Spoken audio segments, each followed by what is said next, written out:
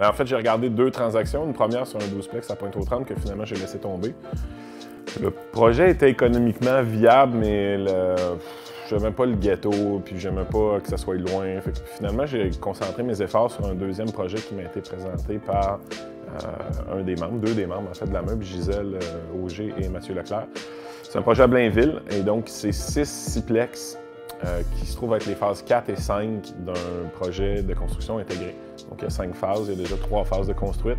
2018, il va y avoir sur ce lot-là, 36 plus 15, là, 51 nouveaux appartements. Mais les 15 sont en condo, puis les 36 000 vont être en location. Donc j'ai vraiment diversifié l'offre. Puis c'est un gros projet, c'est une transaction de 8,6 millions et des poussières. Par contre, la structure du deal est super intéressante parce que comme c'est des condos neufs, en fait des appartements neufs, il y a un crédit de TPS-TVQ à la construction qui ramène à peu près 400 000 $ de la mise de fonds. Puis on a négocié avec le contracteur une garantie de loyer de 6 mois par appartement, ce qui ramène un autre à peu près 300 000. Donc c'est la mise de fonds initiale de 1,3 million, là, rough. Il y a 700 000 qui revient à la livraison ou à peu près des appartements. Le cash on cash est pas super bon, mais une fois qu'on enlève là, les fausses dépenses puis qu'on fait vraiment l'analyse financière, c'est excellent.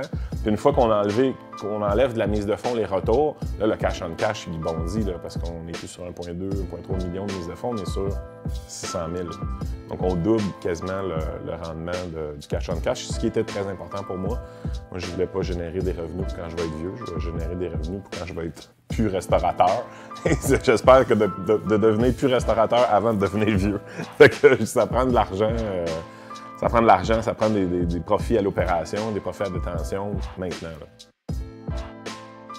On était voir les projets d'autres projets du contracteur, puis on a essayé de se mettre dans sa tête, de voir pourquoi il était là. On a réussi à parler à d'autres mondes qui le connaissaient.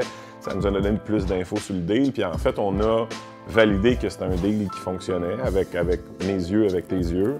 On a validé le deal aussi économiquement avec les chiffres. Puis, encore une fois, sans ma présence dans le meurtre, j'aurais pas rencontré Gisèle puis Mathieu. J'aurais pas été invité sur ce deal-là. Puis je pense honnêtement que j'aurais pas été capable de le calculer comme il faut.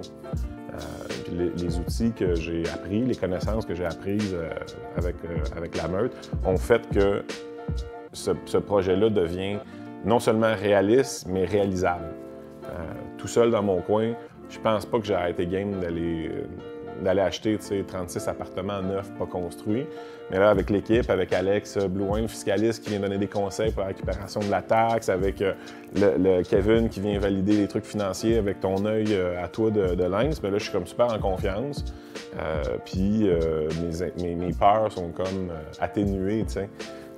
On a eu un petit crunch là, cette semaine avec le vendeur, puis le courtier, puis le fait que je t'aie parlé puis que tu m'aies conseillé, ça a fait qu'il n'y a pas eu d'explosion. Moi, j'ai arrêté tout de suite au bazooka dans mêlée, puis finalement, de t'avoir parlé, ça a fait que je me suis calmé. Puis probablement qu'il n'y avait même pas de situation, juste une très mauvaise communication entre les différents acteurs. Ça arrive souvent, malheureusement, quand on parle d'argent, puis il y a un intermédiaire entre les 2 personnes qui sont concernées. Si on ne communique pas sur des bases extrêmement rigides et précises, là, si on n'utilise pas les mêmes mots, c'est sûr qu'on va se perdre. Là. On va vite se perdre. Le prix que j'ai payé pour le programme, c'est une affaire. Si je répartis ce prix-là, la valeur nominale du projet sur l'acquisition, mais je vais dire les acquisitions, parce que c'est 6 sixplex, c'est comme ça que le deal est structuré, c'est du screening. Là. On n'a même pas sur une fraction de pourcent. Là. Alors, c'est sûr que c'est priceless, parce que la valeur réelle de ça est beaucoup plus élevée. Là. Le fait que je réussisse à acheter ce projet-là avec un montant de mise de fonds super raisonnable, bien, ça me propulse. Là. Je conseille la formation à tout le monde qui a un objectif clair puis qui a de l'argent pour atteindre ses objectifs. Je pense que d'arriver dans un programme comme ça puis de ne pas avoir d'argent, les probabilités que tu réussisses à finaliser une transaction sont quand même faibles. On sait que ça se peut, on sait qu'il y a du financement créatif, on sait qu'il y a un paquet d'affaires, mais dans la vraie vie, là, le lundi matin à la banque, c'est moi qui passe. Parce que moi, j'ai une mise de fonds, parce que moi, j'ai un travail, parce que moi, j'ai des assets à offrir à la banque. Alors, tu sais, je pense que quelqu'un qui est prêt à travailler puis qui pourrait avoir moins de mise de fonds a sa place aussi là-dedans. Quelqu'un qui n'a pas de mise de fonds, je suis moins sûr.